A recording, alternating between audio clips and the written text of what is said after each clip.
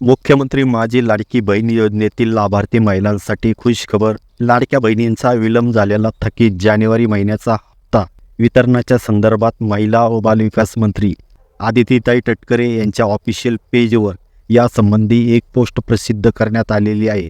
स्क्रीनवर ही पोस्ट पहा. मुख्यमंत्री माझी लाडकी बहीण योजना जानेवारी महिन्याचा सन्मान निधी वितरणाची प्रक्रिया सुरू. योजनेतील सर्व पात्र लाभार्थी महिलांना यामध्ये ई-KYC करताना चुकीचा पर्याय निवडल्याने ज्या लाभार्थी महिलांची ई-KYC चुकीची झालेली आहे अशा महिलांना शासनाने पुन्हा एकदा त्यांची ई-KYC करण्याची संधी दिनांक 31 मार्च 2026 पर्यंत दिलेली आहे. ज्या महिलांची ई-KYC चुकीच्या पद्धतीने झालेली आहे अशा देखील लाभार्थी महिलांना जानेवारी महिन्याचा हप्ता मिळणार आहे. सन्मान निधीचा हप्ता वितरण करण्याची तांत्रिक प्रक्रिया दिनांक 23 फेब्रुवारीपासून सुरू करण्यात आलेली आहे आणि पुढील 2 ते 3 दिवसात सर्व पात्र लाभार्थ्यांच्या खात्यात सन्मान निधीचा जानेवारी महिन्याचा हप्ता जमा केला जाणार आहे. म्हणजे बुधवार किंवा गुरुवारपर्यंत लाभार्थ्यांच्या खात्यामध्ये पैसे जमा केले जाणार आहेत.